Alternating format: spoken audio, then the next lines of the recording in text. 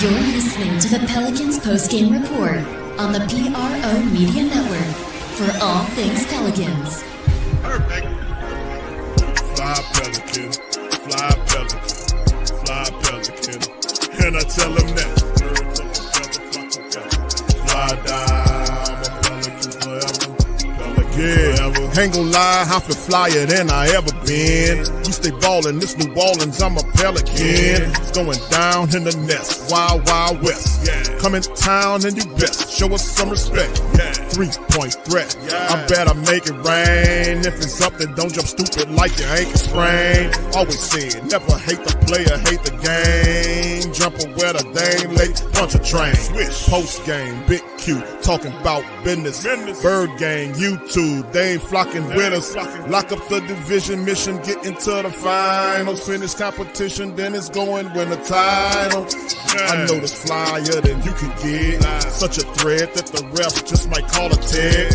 You could double, you could press, but you can't check. Right, left, slide by you like a Eurostep. Fly Pelican, fly Pelican, fly Pelican. And I tell them that birds of a feather flock together. Fly down, I'm a Pelican forever. Pelican forever.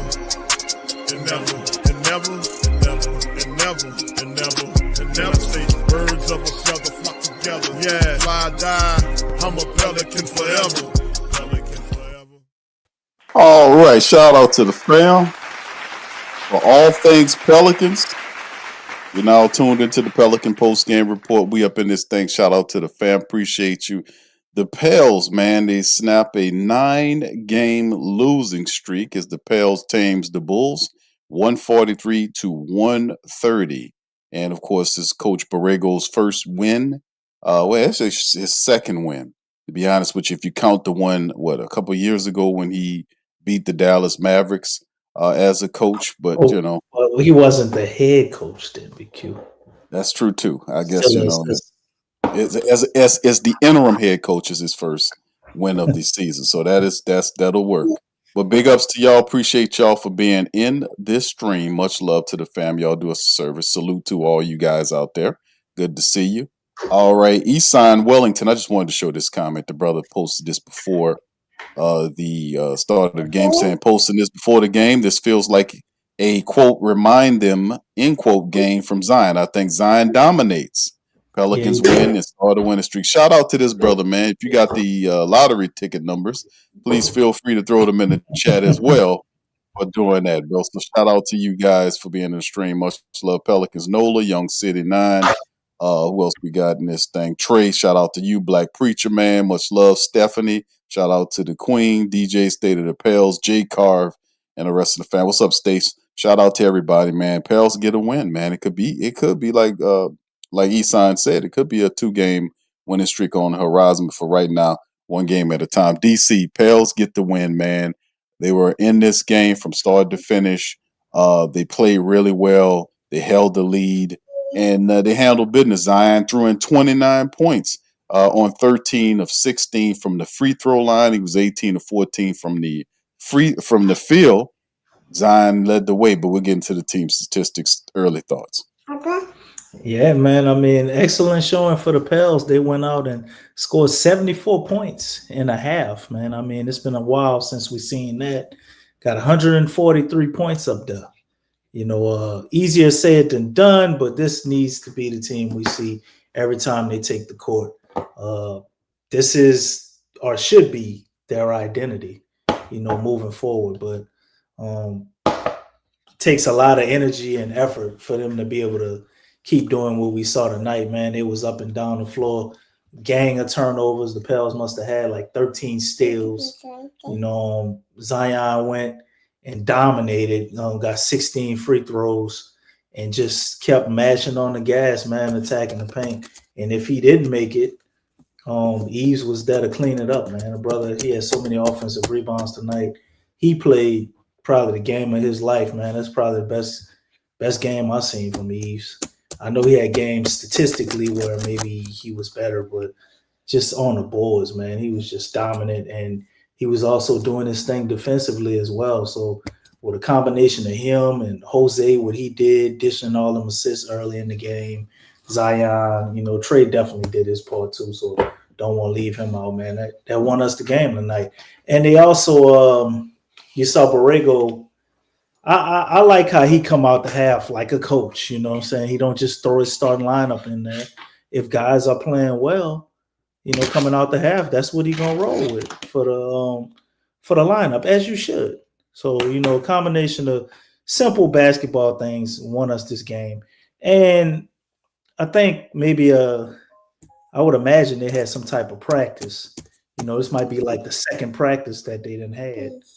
Right. You know what I'm saying? Well, I mean, I'll tell you one thing, DC. He really did a good job coaching, man. You can see the effort the Pelicans have. I'm gonna let you finish your thought, bro. Here's Coach Borrego, man. He's about to chime in on the mic and tell us about what happened today. Here's Coach Borrego, y'all hit the one y'all can hear. Yeah, I really thought from the start, after the first time out, I guess the first minute and a half, I wasn't too happy. We came out a little sluggish, and we talked about our transition defense, but I think we picked it up from that moment forward.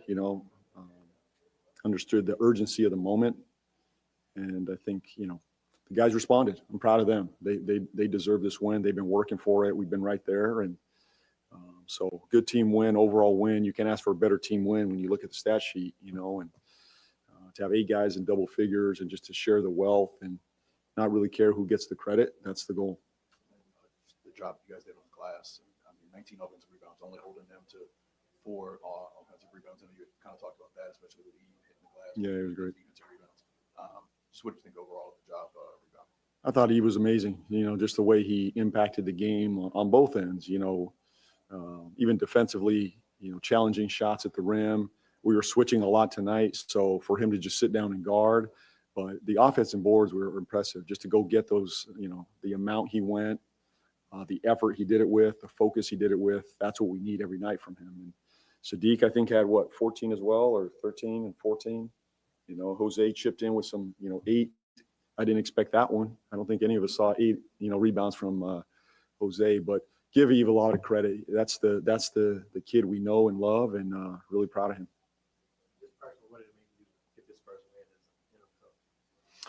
Well, just it's tough to win in the league, and when losses pile up, it weighs on you, it wears on you, mentally, physically.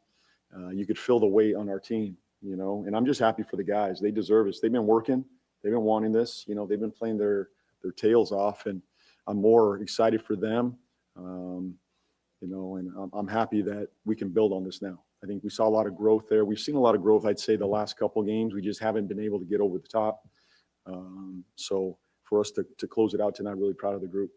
In the third quarter, you switched to starting lineup from the beginning of the game. That just to try to mix things up and get a better third quarter going there. Really, that's what it was.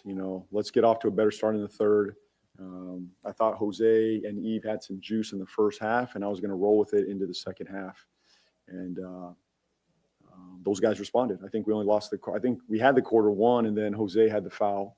We'll make sure to talk through that one tomorrow. But I thought we had a good third quarter. There was a response there. They made shots early. They hit the first 3, and in my mind, like, here we go again. But there was a response by that group, and I thought we had a good third quarter.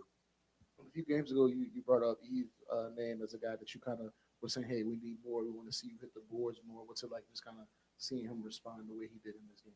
He responded, I believe it was the Denver game, if I remember correctly. It was that Denver game. He was super active on the glass, attacked the glass. And then I felt the next game a little bit of he relaxed maybe a count. But the kid is dynamic on the glass. This is what he can be for us. Active, energetic, rim protector. And he set some great screens for us too offensively. It wasn't just the board tonight. Like, he got us open a lot. Had some rim reads down there as well. So overall, I think a very mature step in the right direction game for Eve. What have you kind of seen from Zion as he's kind of finding his rhythm, figuring out where he kind of fits in with this group, ends up with a time?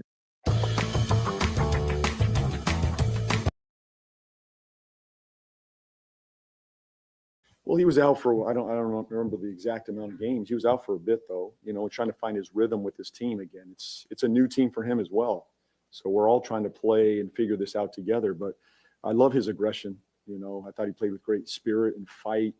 I felt him leading the group. He's talking, he's communicating, and that's what you need out of your best player, someone that can fight and communicate and bring energy every day.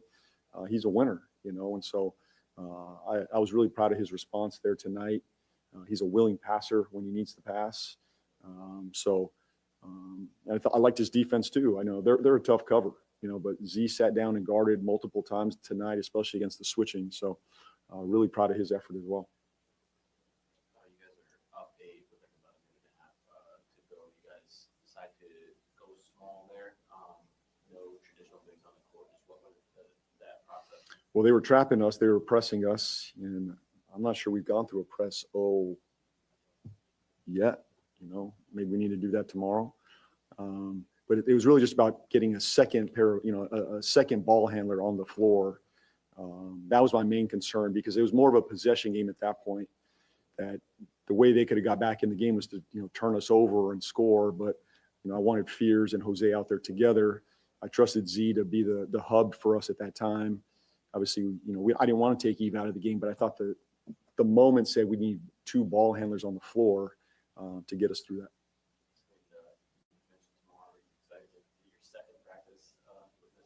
Yeah, I know. Hopefully we can get a little work, watch a little film. You know, there's a lot to learn here too. I mean, the good part is we've been talking a lot about transition defense. We just got a full lesson in it. You know, we basically had a full practice of transition defense. So there's going to be a lot of film to watch and discover. You know, transition defense, one of those things that you can't script. It's just, you have to go do it, you know. And I think coming out of this game, we have a lot of film and footage and reps at getting back in transition. They really tested us there. So that'll be part of it. And then obviously we still got a lot to clean up and work on, but it does help having a win. It felt like every timeout you took tonight, it stopped, halted basically the Bulls' momentum. Was that the strategy? Just not to do your part, stop it at any cost? I think that's one of the things you control as a coach, you know, just some momentum shifts. You feel, I wish I had a couple more, you know, I could have used a few more tonight, but I'd rather go home with no timeouts and making sure my group is, you know, stop the bleeding, help them. And I think to your point, I think they responded every time we called timeout.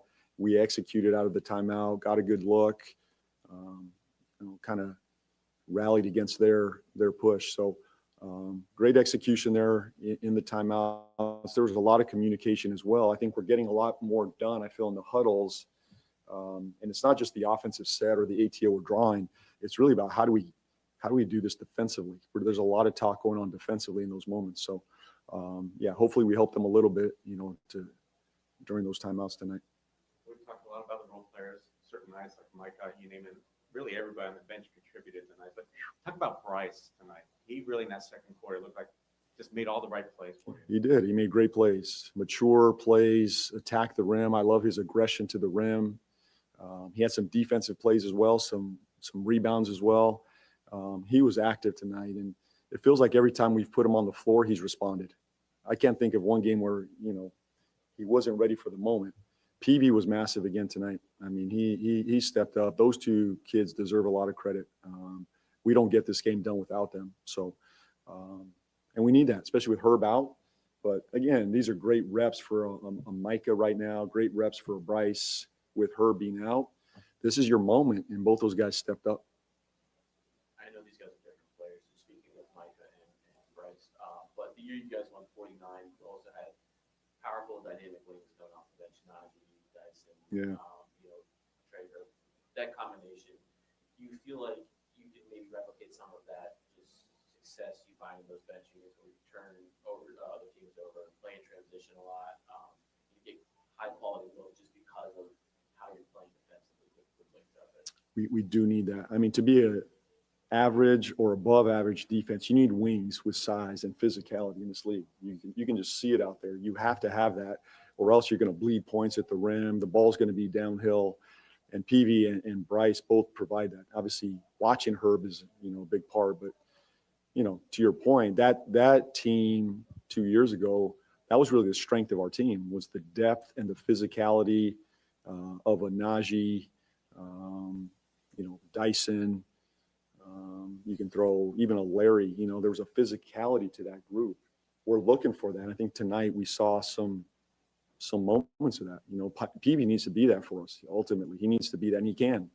You know, we need someone else other than Herb to match that physicality and get to the challenge. So, yeah, I think both guys had really good minutes out there tonight. I think you mentioned you were glad for the guys to end the skid. How was it affecting you in the last 5 games, and how do you feel about, you know, emphatically ending it? Well, you know, these are challenging moments for us as a group. You know, this group's been through a lot over the last 12 plus months. You know, losing last year took a toll on many of us, and mostly the players. You know, it's tough.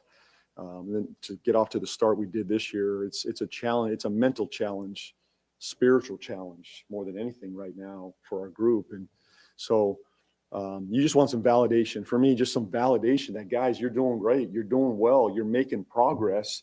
But it's hard to say that when you're not getting wins. It's hard to get up in the next day and go back to work without the win. You need some validation as a human being.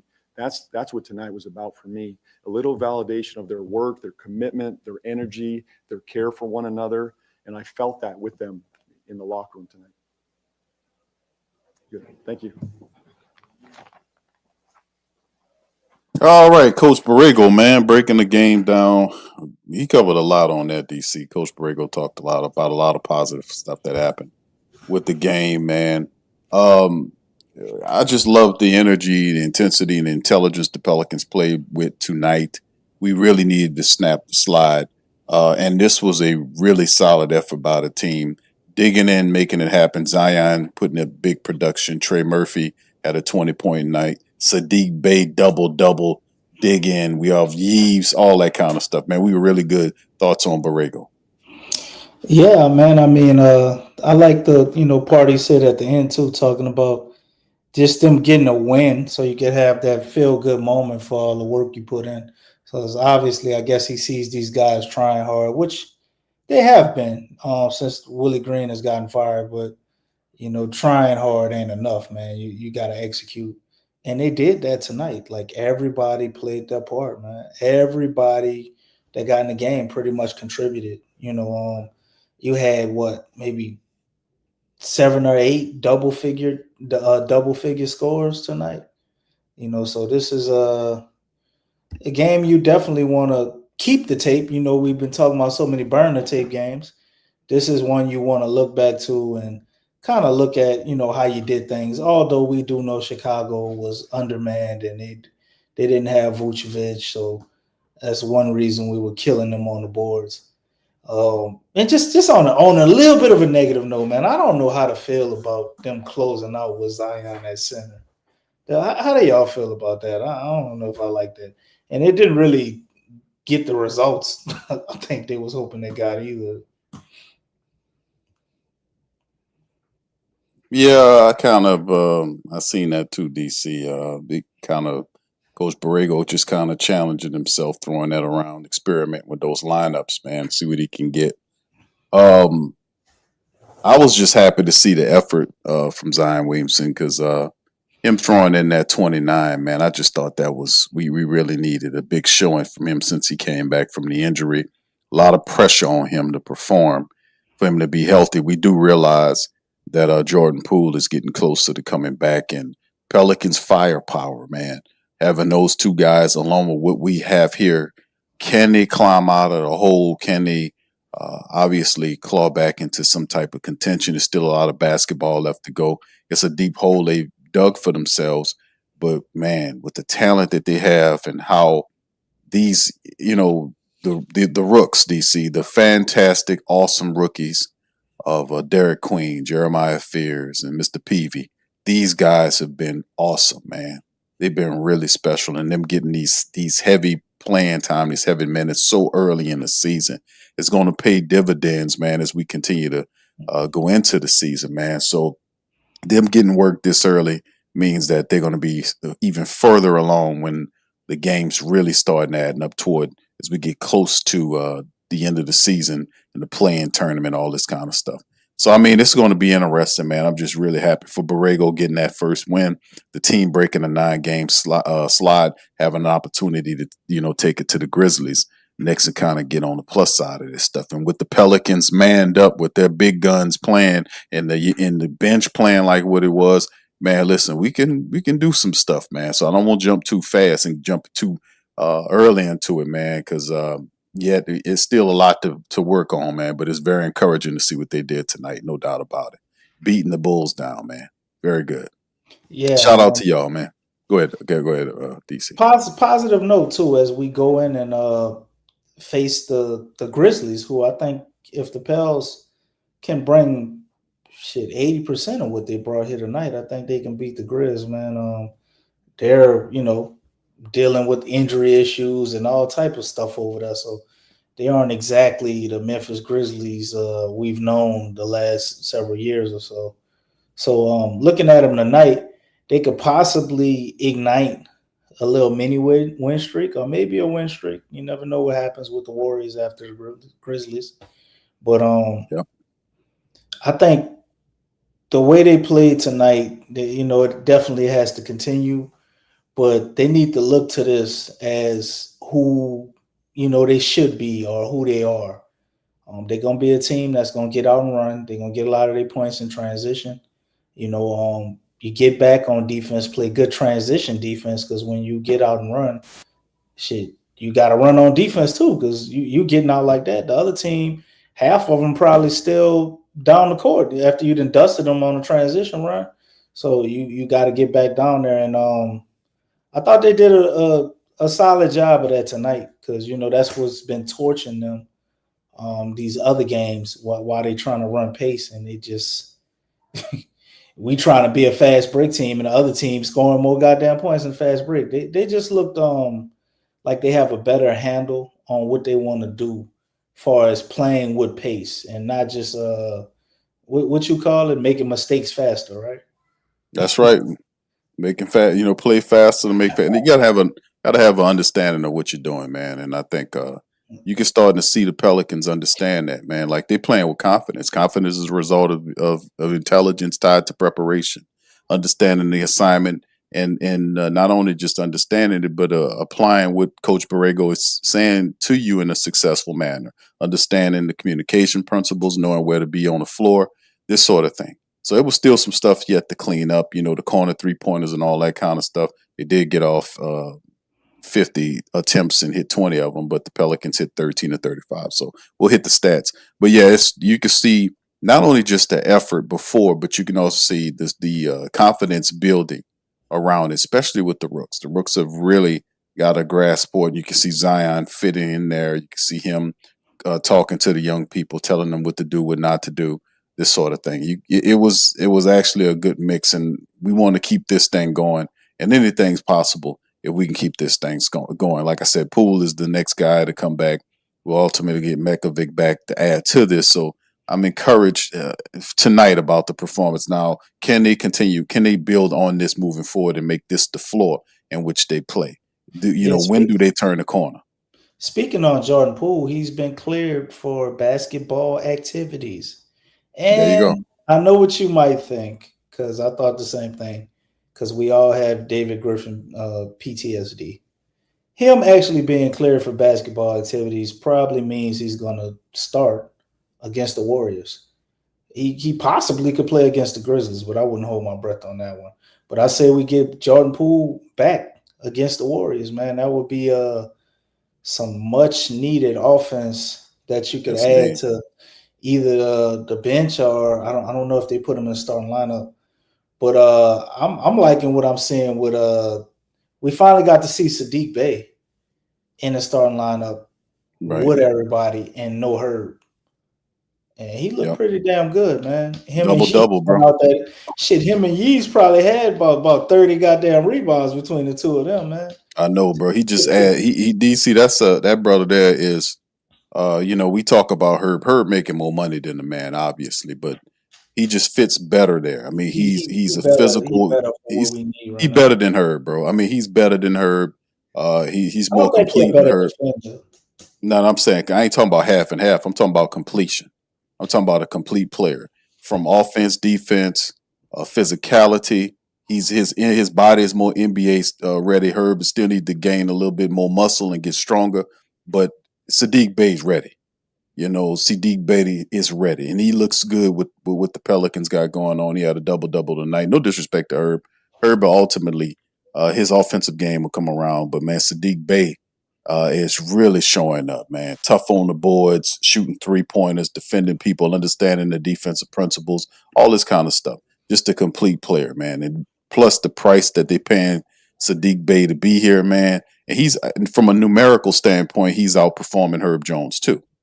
So it's just really a good signing by Joe Dumars. Can't say enough about his rookies. Like, a lot of people clown Joe Dumars about all this other stuff, but they won't give him credit for the moves that he make with getting these rookies. That's really impacting. If we didn't have these rookies, fam, we wouldn't have much of a chance at all. And then, of course, signing Sadiq Bey on that contract that they got him on, man, that's a gravy deal that they gave Sadiq Bey on that price and what he's contributing on the floor. I mean, Kevon Looney has yet realized we hadn't found a role for him yet, and he's still kind of banged up. But ultimately, down the line, you kind of think he'll benefit from his playoff experience, and they'll find a role for him eventually. Yeah, maybe his role is going to be similar to DeAndre Jordan's, I think, because we'll see. When Carlo Makovich comes back, you got him, you got Yves. Queen, and you got Yves. Like, where does Looney fit? I mean, maybe I don't know. certain matchups when you have a guy At the like end of the bench, like you said, for right now. let's say, for instance, just because they're coming up next, Edie, right? You got a 7'2" guy, really strong. He's not fast. Maybe Looney defensively would match up better against him than our other guys. If Edie was on a tear or something, you know what I'm saying? You Right. maybe want to think about something like that. Or if, let's say, you go out there and Misi's still getting killed on the boards. Edie's just getting all these. You throw Kevon Looney in there and see what he could do. Yeah, man, box him out. Go out there and play fundamental basketball. Let somebody else get the rebound. But other than that, he's a mentor to these young guys, man. That's what he is. He's going to have to use his championship experience that way. Unless he has another gear or level he can ascend to. And what we're looking at right now is purely due to him starting the season because, he ain't been healthy the whole time he been here. He always banged up with something. He was out tonight with, a foot contusion or something? Like his body breaking down on him, man. So he just 29 years old though, bro. He seemed like he's a lot older than he about 42. Right. He just 29 years of age, man. But the man had feels like a lot older before he made it to the league. He on a different timeline to me, like far as how old he is in regular years and basketball years. Look at him out there. He looks old. Like when he's running, we want to be a team that's going to get out and run. That ain't really in his wheelhouse to me. So I don't think you use him unless we run up against a team where we can't run in transition and we're being forced to play in the half court for some reason. The way they play, slowing the game down. Then maybe you put a Looney out there. Yeah, it's good to have options, man. We do have some veteran options, veteran bigs there. Whether you're talking about DeAndre Jordan or you're talking about Kevon Looney. For our young bigs, Carlo Makovic and Yves and Queen, good mentorship, bro, off that bench coming from those veterans, man. And you can see that whatever they telling them, man, they definitely applying it, man. Because we seeing a lot of good stuff from our young people, man. But let's get off into the stats, fam. Shout out to y'all. Y'all hit that. Jaden say he's 58 years old. Y'all hit that like button, man. And if you're listening on X, y'all retweet on X. Shout out to the rest of the fam. Here's the stats. Pelicans tonight, 53 for 104. 104 field goal attempts by our Pelicans tonight. 53 of them went down for 51%. The Bulls were 43 of 82 for 52%. Pelicans 13 of 35 from downtown for 37%. Bulls were 20 of 50 for 40. Pelicans went to the line 35 times, completed 24 of 35 for 69%. The Bulls 24-32 for 75. The Pelicans had 55 rebounds versus the Bulls 33. 55 rebounds. They were handling business. 19 offensive rebounds by Pelicans. Severe hustling out there. 29-28 advantage for the Bulls in terms of the assists. Pelicans 13-3. Outstole them double-digit wise on the steals. 13-3 for Pels. 5-3 on the block advantage. Pels kept the turnovers down, 14 turnovers, 9 points given up versus 17 by the Bulls with 23 conceded turnover points. Fast break game won by the Bulls, 19-17. Pelicans absolutely eviscerated, dominated the Chicago Bulls in the paint, 78-44. I'm going to say that again, 78-44 points in the paint, domination by Pelicans tonight, the largest lead was 22. Bulls had it for a little bit at 5. So this was a really solid game by our Pelicans. Loving those numbers. As we switch over to the individual numbers by our squad, Zion Williamson had 29 points in 30 minutes. That's right, Zion. Big numbers from Z tonight. 29 points, 30 minutes, 8 of 14 from the field. He went to the foul line 16 times and converted 13 of 16 for Zion. That's awesome. 2 assists, 1 board. He only had 1 rebound now, but still in all, 2 steals and a block for Zion Williamson handling this business tonight. 2 20-point scores by the Pelicans. Trey Murphy in 36 minutes, 7 of 16 from the field. He did hit 4 3-pointers. He went to the line and shot 2 of 3. He had 4 rebounds, 4 assists, a couple of steals for Trey. He was plus 20 on the plus minus tonight. Saddiq Bey in starter mode. 34 minutes from him, he had 20 points and 13 rebounds with 3 assists and 2 steals. A full day for Saddiq Bey. 8 of 16 from the field, 3 of 8 from downtown. He struggled a little bit at the foul line, but nonetheless, big numbers by Bey. 20 points, 13 rebounds, 4 assists, 1 steal, 1 block for Saddiq. Major moves by him. Jeremiah Fierce had 15 in 24 minutes, 4 of 9, very efficient from the field. He was 2 of 3 from downtown, 5 of 6 from the foul line. Efficient night for our young point guard of the future. 4 rebounds, 3 assists for him. And, of course, Derek Queen in the starting lineup. 17 minutes, 8 points. He was 4 of 9 from the field. He had 5 rebounds, 4 assists, 1 steal in the block. He was kind of taking it easy because Mr. Yves Missi made an appearance tonight in a major capacity. He had 14 off the bench in 29 minutes. He was doing it all, man. Yves had a double day, 14 points, 14 rebounds, and 3 blocks for Yves. He had 10 offensive rebounds alone. Yves was putting in that work, plus 14 off the bench. Shout out to Yves. Finally, he'd been struggling, man. It took him a few games, but he was working up, building up, playing better over those last 3, and ultimately, before he decided to kind of step in there and handle that business. So shout out to Yves on that. Also, Jose in 32 minutes had 16 points. He was 7 of 16 from the field. He had 2 3-pointers tonight. He was 2 of 9, had 8 rebounds. Jose was out there doing it all, man. 8 rebounds, 8 assists. He had 2 steals and plus 14 for him. He also had 7 defensive rebounds. Jose Alvarado, man, kind of getting in there and putting in that work.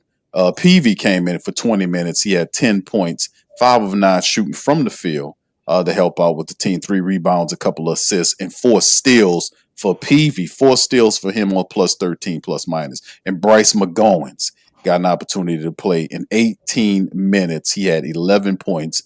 He was 3 of 4 from the field, 2 of 3 from downtown, 3 of 4 from the foul line. Mr. McGowens handled some business as well. And the Pels, man, everybody except for Derek Queen went double digits tonight. And the Pelicans just did their thing and ran away with this one, man. It was real good. DC, go ahead, brother. Yeah, man. But you know what really jumps out on the stat sheet for me, man?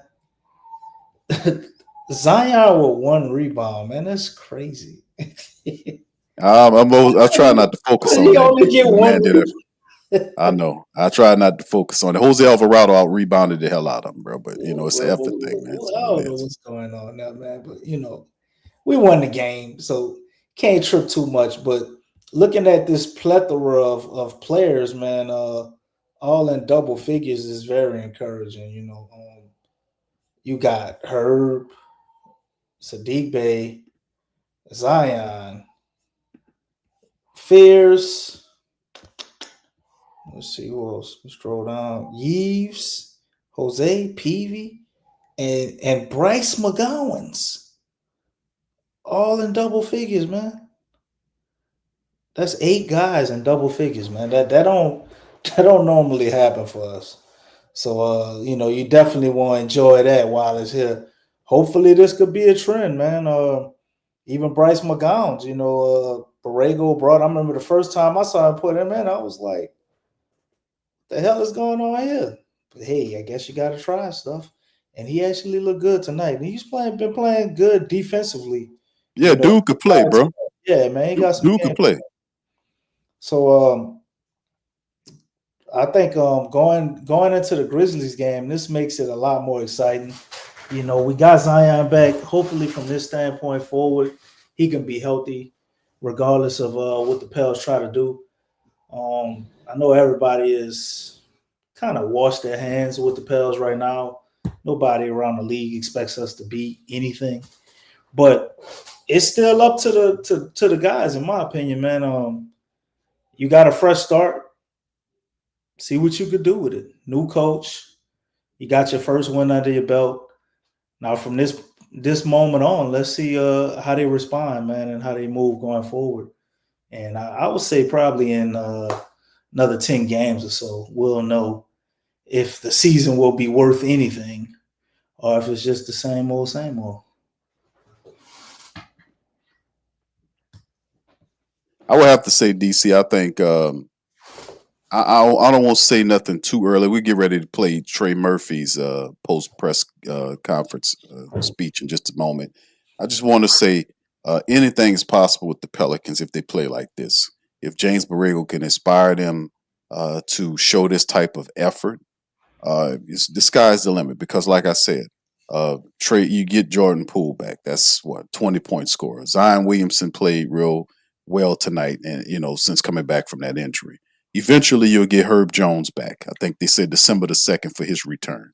Carlo Mekovic is supposed to be coming back later on. So the Pelicans will almost be outside of DeJounte Murray and Looney, who's not really a contributor right now. They'll be almost full staff. So at some point, I don't think most people in the league want to see a Pelican team that's playing like they played tonight and tighten up the defense. I mean, the effort from some of our guys. Like if Meaves, I don't expect Eves to give a type of performance like he did tonight because he was just all over the place, man, and they just had it about them. But if some kind of way Borrego can capture some of this stuff and kind of tighten it up, I mean, listen, man, with the firepower they have and and all this kind of stuff, man, the Pelicans can make some noise. But I don't want to say nothing too early, even though I just said it. But I just want to see if they can build on what they did tonight. Here's Trey Murphy. Anyway, what's the next question, man? I forgot what I was about to say. I just, with the way y'all have struggled on offense in some of these games, how big was it to have a game like this where y'all not just put up the number where, so many guys contributed to it as well? No, it's great. I mean, like we all know, it's anybody's night, and we all just contributed. I mean, big contributions from Micah, big contributions from Jose, Eve, Bryce. Like the whole bench, they play really well, and they brought a big jump for us, and so that definitely helped us win this game. What have you just seen from Z as he's starting to work his way back, just finding his rhythm and seeing where he can fit in with the group? I think the biggest thing is just finding his rhythm, not trying to do too much, but also still asserting his dominance on the game and understanding his gravity and okay. Next question. Sorry, I was looking at someone I got caught off guard. Obviously, everyone's been wanting to make for a while, but this is the first win in the JPR. What are the thoughts from the guys regarding getting out? No, it's great. Obviously, I feel like we should have won probably some other ones before that. So, finally to actually get a win, it was great, especially for him, because I know it's almost like a monkey on your back, especially when you get the job and you have 3 gauntlets of a game from Warriors, Thunder, and Nuggets. Like that's that's a hard first 3 games to try to figure things out on the fly. And I feel like we competed in those games. And so finally getting a win on this one is great for him and great for our team. How are you adjusting to his in-game coaching style where he is trying to figure different things out on the fly, pushing a lot of different buttons with different lineup combinations and things like that, just trying to adjust to whatever the game is asking for the moment? You can plug and play me anywhere. So I'm not – whatever they tell me to do, I just try to do. That's it. Yeah, I mean, you grabbed the mic and you were just – Trey, what was your favorite part of tonight's contributions from the bench? You scored 51 points. You even just mentioned Bryce. What did you like the most? Jose. Yeah, definitely Jose. First quarter. Yeah, he passed the ball a lot. He got a lot of assists, and I was a beneficiary on a few of those. So I really like that a lot from Jose. And what can you take from this game? Like JB before said, even in the losses, you guys have been building. Like you guys are improving, but it's hard to validate it because there's been no wins. So do you feel like that the team's trending upwards? Absolutely. Yeah, absolutely. What would you point to? Like, what's the difference? Let's say like a couple weeks ago. Wow. I would just say like we're playing with a little more fight right now, and I think that as a team we're starting to realize, the sense of urgency that we can't keep losing games. We're in the West. Is going to be one of those things where you have to win games you're supposed to win, and play with a lot of energy and give yourself a chance to win at the end of the game. What did you like about the team defensive? I know there's a lot of points ended up giving up, but you had 13 steals as a team, and also just what did you think of the team? We've been turning people over a lot recently. I feel like that's something that we have done a really good job, especially these past 5 or so games, whatever. And the biggest thing is just activity. People are in their shifts. They're getting to the ball. We're flying around, covering for each other. I still think we have another level to get to, and especially when we get all of our guys back. Like we're missing Herb Jones right now, and we're still turning people over. So I think that's a big part of it. And what was the second part of your question? I forgot that part. Oh, yeah. Eve he's going to be active. He's going to rebound. He's going to block shots. Like, I don't even help if somebody's driving with Eve. Like, he's going to block it. So I already know he's going to get that. So I just start running out of transition a lot of times because, I can count that nobody's scoring on him at the rim. Not often. Does it feel like he's playing more force, Eve, that is, than we've ever seen him previously? To an extent, yeah. To an extent. I think he's figuring it out. I mean, this is year 6 of him playing basketball total, if I'm not mistaken.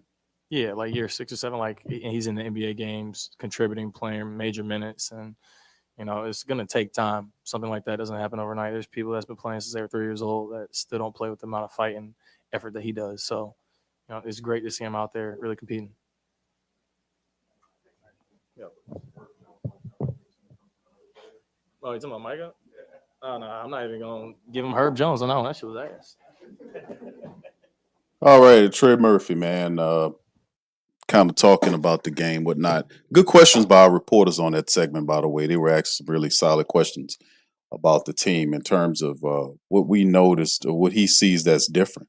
I got to say intelligence, DC, communication, how they plan. Like, we've seen the effort from the Pelicans. It just wasn't like, I guess what you would call it intelligent effort. I guess it wouldn't be. I mean, they were. I just didn't see that intelligent effort. Buy-in. Volume. Buy-in. Like they actually believe, whatever he's telling them or instructing them to do can be successful. They go out there and you can tell, like, it's just a different vibe, man. What they're instructed to do and the sets that they're supposed to run, they're running them as if, they'll succeed. And I think it's really simple as that. Like, having a different coach that you actually believe in some of the concepts and things that he's drawing up will give you a different level of confidence. It'll give you that extra energy, it'll make you want to push harder when you're tired because they actually believe what he's telling them to do will work. And you saw evidence of that tonight. That's right, Slim Salt. In that third quarter, we finally got that monkey off our back for now. with the third quarter, they went out and they had 4 quarters of basketball where they didn't have the floating quarter, right, Q? That's And right. they played Y'all the mentioned third the third, quarter. DC. Y'all mentioned the third quarter, but remember that quarter roams. That's not it. Don't exclusive because when they started focusing on, hey man, it's the third quarter. It became the first. It became the second, It and some really games it became the fourth. it started in the second because they got up there at a 20-point lead, and man, before you knew it, the Chicago Bulls had evaporated that shit to about 9 points. Yeah, they were moving, man. Just like that. And Yep, they looked at it, and then that they put their foot back on the gas. that's right. So it had a chance right there, in that second. And they decided tonight was the night that they wasn't gonna fall back into their old habits, and they wasn't gonna, fall into the loser shit, and that they Right. wanted to win this game.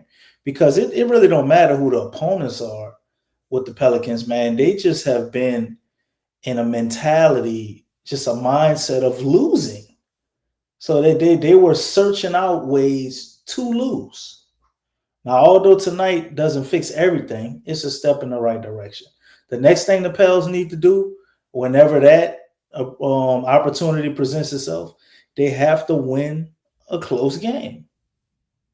They got to be able to win a game where it's tied down the stretch, the last minute and 30 seconds. Oh, I got They faith they'll find do a that. way to eke out a win. I think they can do it too under Borrego. Yes, He's not that's a dumb right. coach, That's but right.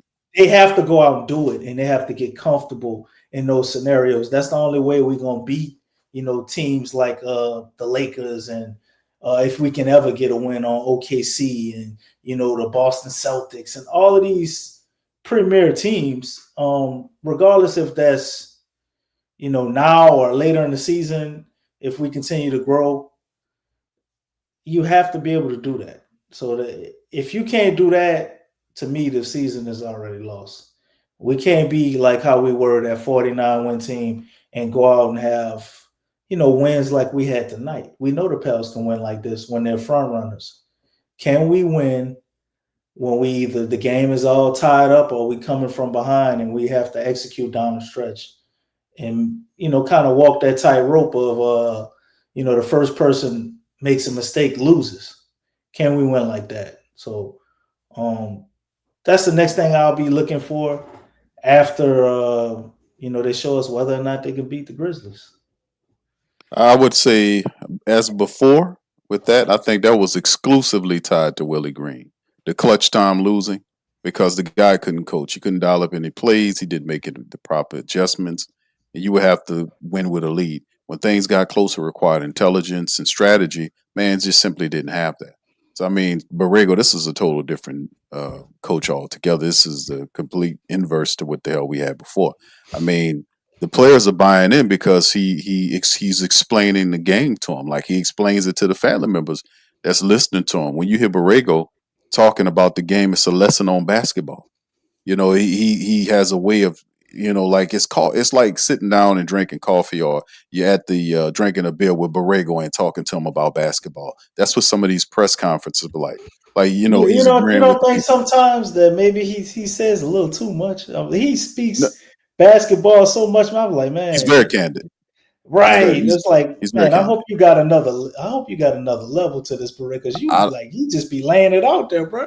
but Yeah, that's the he great. ain't saying nothing too deep, I don't far think as he gonna give up strategy. the. Yeah, he ain't giving up the secrets, DC. But the guy knows he's talking basketball.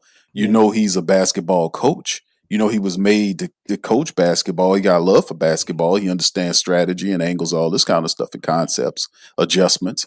He understands that. You know that. And I think he takes the challenge of out coaching his peers. We have to face off against really good coaches like Mark Dagnall or whomever else we got to go up against. I think Borrego is up to the challenge to come up with a strategy to, topple these coaches that we coming up against. As before, we had a guy that wasn't not his strong suit. So that's why it was clear and evidence that the guy didn't know what he was doing. With and maybe Borrego, we have a chance. the ghost of Willie Green still follows me. Than that aspect. Well, DC, that's It's fleeting. almost abnormal hearing a coach actually talk basketball. I feel like he I giving know. up the sauce. Yeah, and we've been This is dumbed down actually how listening a to coach Willie Green. supposed to talk. Yeah, because we've been dumbed down listening to Willie Green. He's been saying the same bull crap for the last 4 years.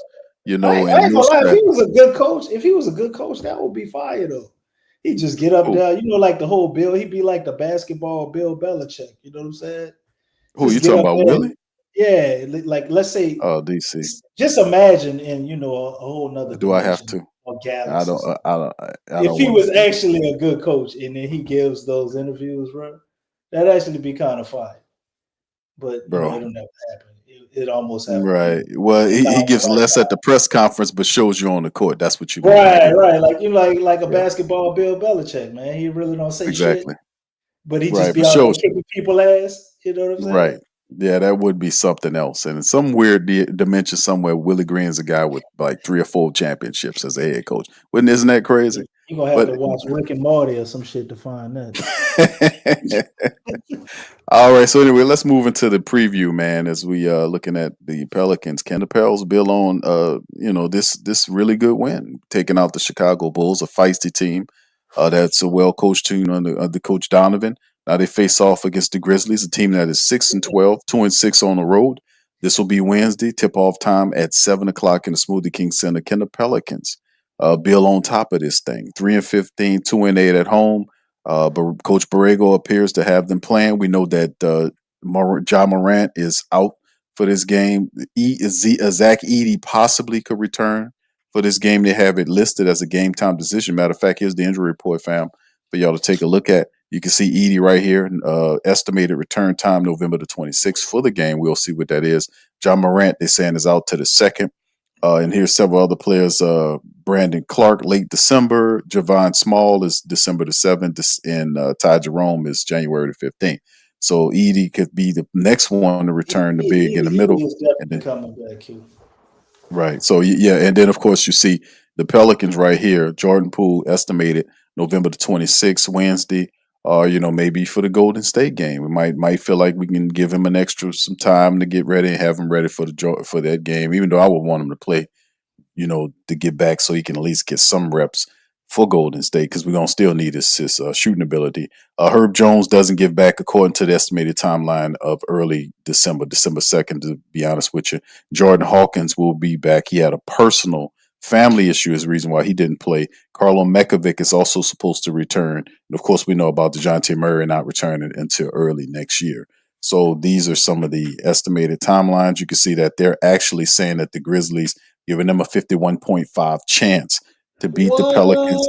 I would have to speak against that. I think That's the best percentage we ever had all year, Q. I don't know if we won one of those. I don't remember. Y'all remind me to check if we actually got one of those. But I think it's one of those situations we We had were to shoot. supposed to lose every game this year, I think. Yeah, well, we came damn near close. Maybe like the first or second game, they might have predicted us to win one of those or something. Right. And then of course DC, they coming up a loss to Denver, 125 to 115. We destroyed Chicago, beat down Chicago today, tamed the Bulls and improved. You can see the southwest corner, the corner in the side there at the bottom of your screen. You can see the southwest standings right here. As the Pelicans are 3-15 are in the cellar right here. They're a couple of games back of Dallas, who's 5-14. Memphis is in the middle of the pack at 6-12. Spurs above them at 11-5, and basically tied with Houston, 10-4, 11-5. Both lost their games. Everybody lost so far in this, except for New Orleans. We got to win this time around, but we got an opportunity on Wednesday to kind of build up and get our 4th win of the season.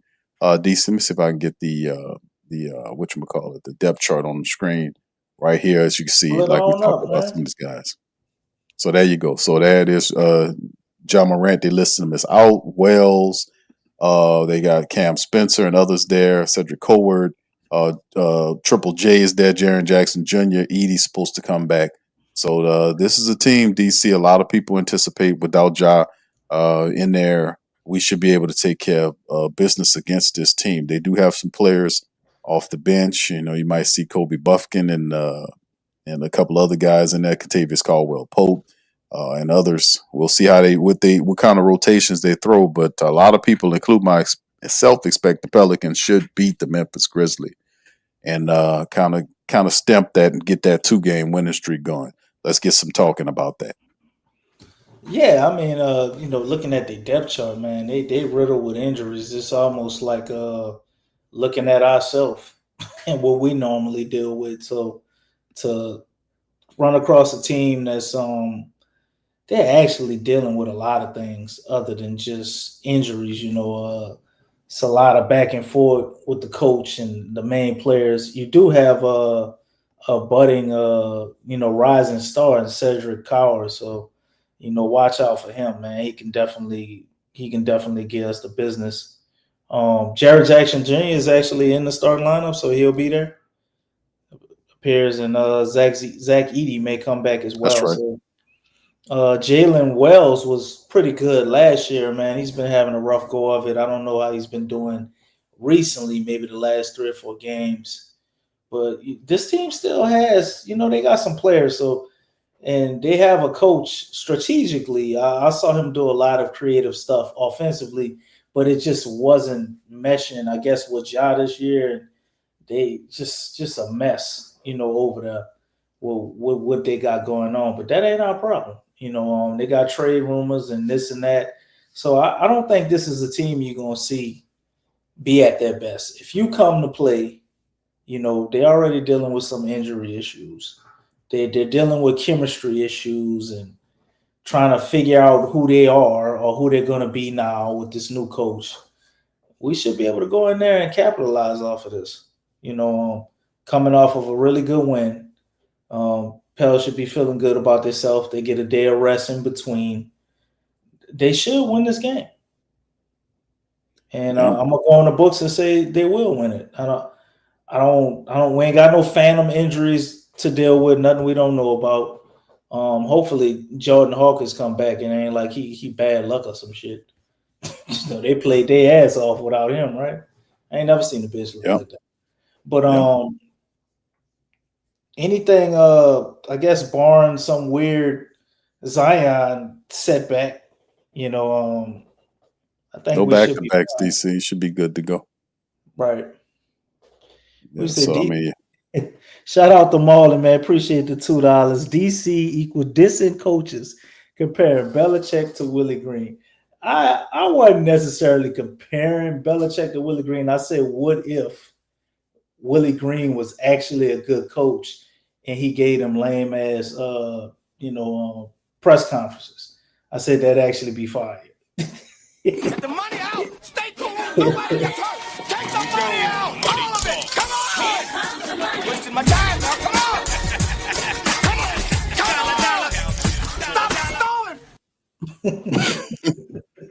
all right. Thank you, Ma. Appreciate you. This ain't coaches. Goddamn, Molly. I say in another dimension, another timeline, 10,000 galaxies away, possibly. Maybe if I said all that shit reality. Before I said anything about that, man. Possibly alternate reality where Willie Green has won 3 or 4 or 5 national. He won championships. No, I ain't saying nothing about championships. I just said the bar was really low. I said he was a good coach. That's DC according to movie science. Movie science technology. It stipulates that if you're in the alternate timeline, that means that you are the inverse of what you are here, which means that Willie Green sucks as a coach here. Somewhere he's a championship coach with multiple championships on his y'all belt. giving me the charge. Big Q made all that other shit up. I ain't saying I'm saying that's that. I'm talking about this. Y'all tell the truth. Isn't that how it works in movie lore? Is that what they say? It's like if you suck here, then the alternate timeline, you are supposed to be the exact opposite. What is this? Loki and the time traveling people? What is this? I'm just trying to tell you, brother. That's just how it is. That's weird, man. And I'm like, man, ain't no way in hell. Willie Green. He stuck here. He got to suck everywhere, man. Willie Green to be so horrible. He has to actually be good somewhere in the universe on some type of timeline, right? That's right. That's how the movies do it. Oh, that's crazy.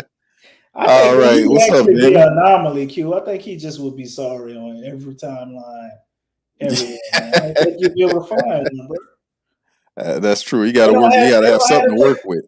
Yeah, even in the far, far away future, with the people got a time jumping it, they still wouldn't have the technology to find it. Oh my goodness, Willie Green, he sucks on every timeline. That's what some of the family Unless members. he assistant coach. You got to put him as an He, assistant coach, and then you probably could do he something. don't really do nothing that good as an assistant coach. DC, he's just there, man. I'm just saying he was there and it was winning. He's not like a Fred, like Coach Fred was, a shooting coach, or he wasn't that much of a great defensive mind where he had to do it. It was just a stupid general manager that gave a guy who was cheap, who took a job that nobody else wanted because the demands were ridiculous. You got to take the job, but you got to take all this other man's assistant coaches as your own. And he knew he wasn't going to get no job nowhere. Once this is over with, he lived his NBA dream. I mean, he was a coach in the NBA. That's something that not even Sam Cassell did. I mean, as sucky and as garbage as Willie Green is as a head coach, he did something that Sam Cassell, who just basically a player that ran around him as a professional career, I didn't he understand did that not. at the time. Yeah, Like, he did something that Sam ain't do. why He would was we a give head Willie coach. Green a shot and not Sam Cassell? Even at the time, I Because was I can like, answer that real quick. They stupid. Okay, that's the bottom line. They stupid and cheap. That's how you don't get Sam Sam Cassell. Cassell probably wasn't going for that bullshit either, too. That's true too. When See, I come Jacques Vaughn, in, I gotta have this, that, and the third. He probably knew what he wanted. you see, if Jacques Vaughn wasn't going for it, he wouldn't have the player that Sam Cassell was. If Jacques Vaughn wasn't going for it, Sam Cassell wasn't going for it, bro. So that's just what it. Willie Green did something that no other coach was going to do. And he did it because he knew he wasn't going to ever be a coach nowhere else. And I guarantee you, once the time is over with, and somebody give him a job next year, ultimately he will never get an opportunity to be a head coach ever again, unless somebody bring him onto a team as an assistant coach.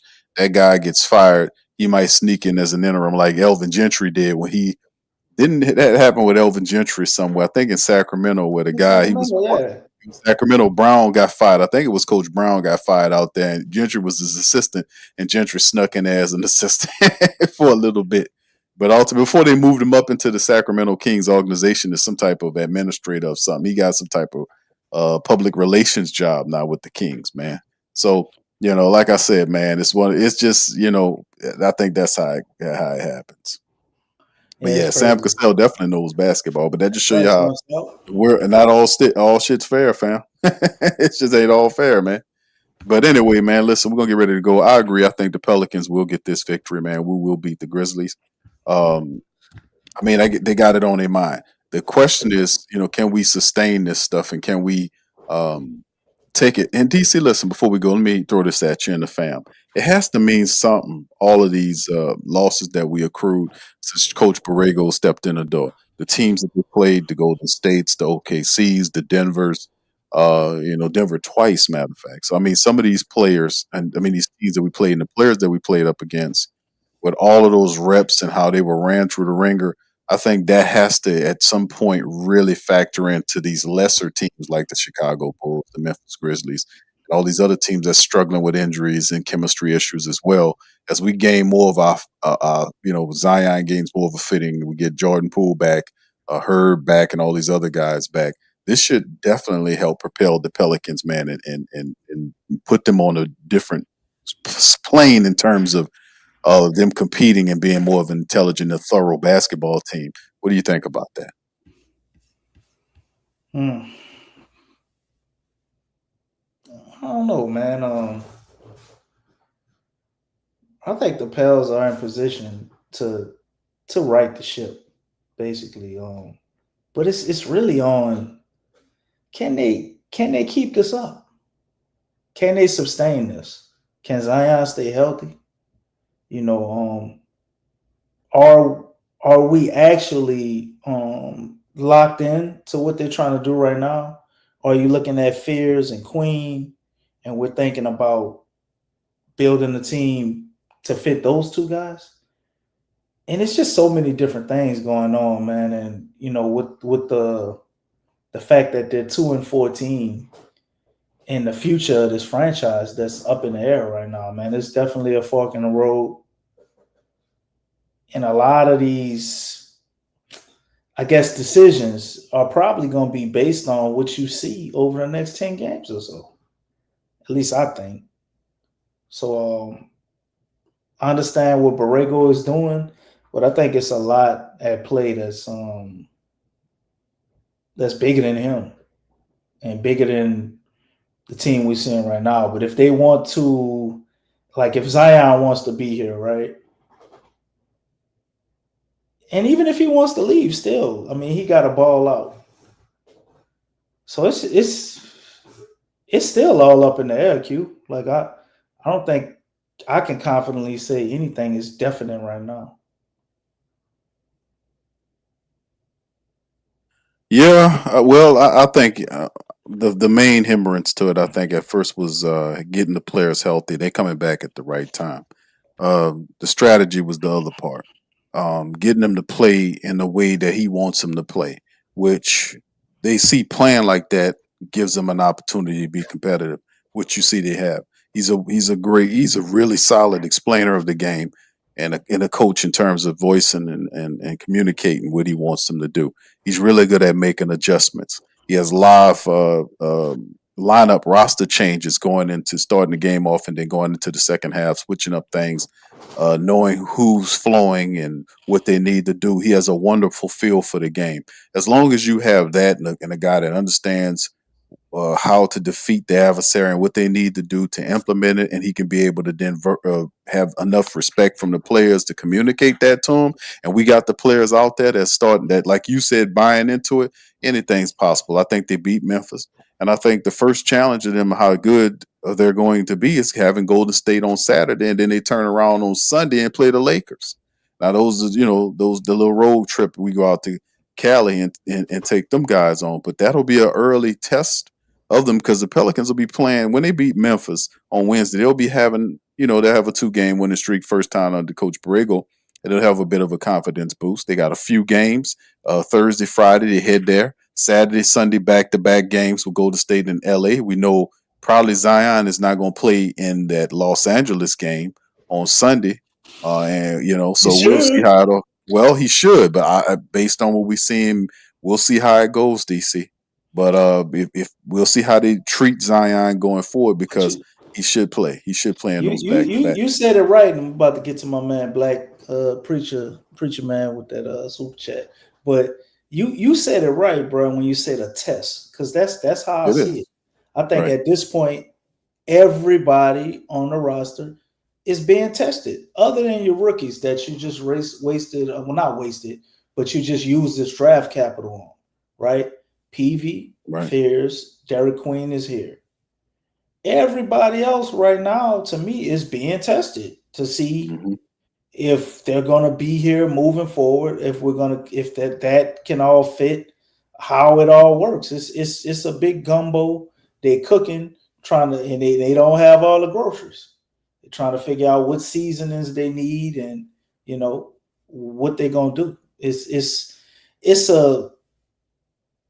not a great way to go about things, but that's the situation we've been forced in, due to ownership thumbing their nose and sticking their nose and everything. And, just the whole Willie Green thing, man, so much of this stuff could have been avoided by just getting rid of Willie Green, even before you got Joe Dumars. That would have gave him so much leeway to actually have an identity already built and know the direction of the team. But because we did it this way, you got to kind of see what shows itself. And looking at it from Joe Dumars' position, man, I think that's the only way an intelligent person could do it. Like, I can't get mad at him about the roster or drafting Queen and Fears. And I'm hearing people say they don't fit with Zion. I don't really know. I don't know whether they fit or not with him. We gotta let him play. But what better roster could you have built under these conditions? I don't know. But let me read my man super chat. And I saw you earlier too, man. I wanted to comment on you talking about why they shouldn't play through the rookies, but let me read the super chat. Appreciate the 5 bones. After this, y'all should want them to look for Zion and Trey with Bay taking more shots than Fears and Queen. Get the money out. Stay cool. Nobody gets hurt. Take the money out. All of it. Come on. Wasting my time now. Come on. Come on. Stop stalling. All right, my man, Black Preacher, man.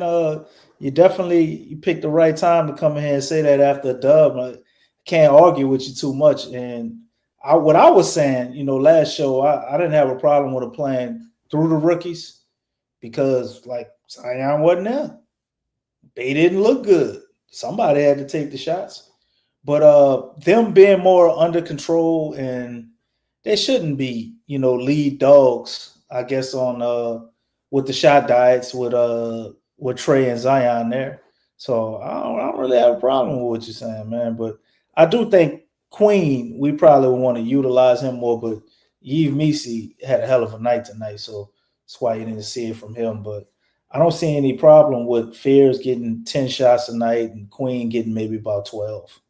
I think that'd be a good number for them. And, games where they're obviously hot, you give them more. But I think that's perfectly fine, my man, Black Preacher, man. But to me, Zion is top dog. You got to get Trey at least 15 shots or more a night. And everybody else, it should just be like matchup dependent. And how's your game going? Thank you, Black Preacher Man, for that, my brother. As always, man, much love to Black Preacher Man, and thank you guys for the super chats as well in the broadcast, man. We get ready to close out. One final question. Molly Mall says, Q, what's your thoughts on Lane Kiffin to LSU? I think it's a gamble. Lane Kiffin's one of the brightest offensive minds in the game, but his character is highly questionable. He's a snake. And I think it's a big risk, it's a big gamble, and they're throwing out a boatload of money at Lane Kiffin, and I know the governor is involved with the whole process and everything, and it's just too many people in the decision making of this coach. And Landry, who's the governor of Louisiana, obviously, that Molly, being that you're down here, he has a thumbs up for Lane Kiffin. He said that he approves that. So too many decision makers in there doing that, and I think it's up. It went from it's 90+ million. I think it's close to 100 million. The contract was leaked. We talked about it on Tough Tiger Talk. My LSU people, we do college podcast, Tough Tiger Talk on YouTube. Y'all can check it out. We did several reports on it there with the Lane Kiffin thing. But there's also other coaches that's underneath that, but it's a battle between LSU and Florida for Lane Kiffin's services, and LSU just upped the ante, according to leaked information. A lot of people believe that he will be the guy. They have not announced it yet because they're waiting after the Egg Bowl. There's a possibility that Ole Miss could be in the college playoff, which, this could have some ramifications, man. But, they want to be able to get a commitment from him going forward. So we'll see how it all goes, man. But, like I said, you can't deny his acumen as an offensive mind, but he got shaky character, man. I don't know how that's going to work. And remember, it's a pressure cooker. When you go to LSU and become the head coach over there, you better understand you have to win, and you have to win right away. They're not going to tolerate too much. You had the winningest coach currently in college football, and Brian Kelly, and they fired his ass because he couldn't get it done. So Lane Kiffin's I don't think he ever won a championship before as a head coach, and you kind of giving him all this money to run it. Man, you just better be certain. It's an incredibly risky gamble, man, for that, in my estimation. All right, so anyway, man, with that being said, TFP says stupid to hire Kip. This is where they are, though, fam. This is where the LSU is just too much foolishness going on, man, right now in terms of the football program. They fired the athletic director. They reshift all of this stuff, and then it's all moving too fast. You need time to move. They act like they got to get a coach in line to get the guy to coach next week. Take your time and find the proper coach. And I don't think it's Lane Kiffin. I really don't. But people They want Kiffin because of his offense. Like I said, man, it takes more than that to win down here. And they talking about him wanting Ogeron back as a defensive mind. I just think it's a bunch of BS. We don't need a clown show down here anymore. Anyway, with that being said, man, listen. Good news is the Pelicans won tonight, man. They won tonight. They've snapped the 9-game losing streak. We have Memphis on Wednesday, and we'll be back, man, to talk about that. With the PPR final. If we have any other updates, we'll brief you guys in the interim. So feel free to hit the like button, hit the notification bell, and sub up to the to the Pelican Post Game Report. Also, feel free to share and hit that retweet button on X, fam. We up in this thing. So for me and DC, man, we're gonna get up out of here, man, and we're gonna holler at you guys on the next episode of PPR. Much love, peace, and go Pels. You're listening to the Pelicans post-game report on the PRO Media Network for all things Pelicans. Perfect. Fly Pelican, fly Pelican, fly Pelican. And I tell them that. Fly down, I'm a Pelican forever.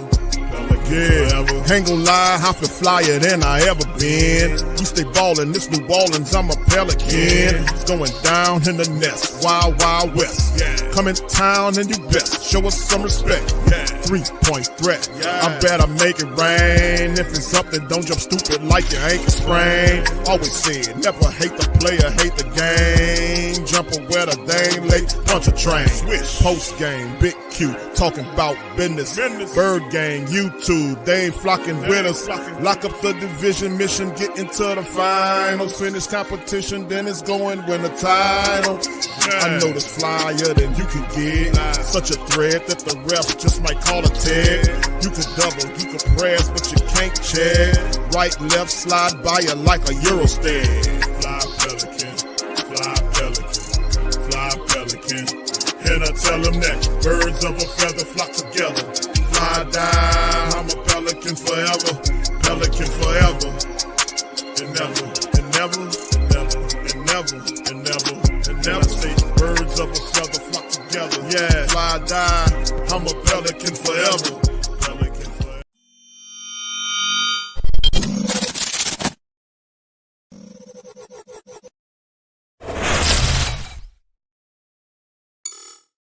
Hey, New Orleans! Whether you're catching up on Saints news at Jackson Square, checking Pelicans scores in the Garden District, or staying updated on LSU while grabbing coffee in the French Quarter, there's one place that keeps you connected to everything that matters in our city.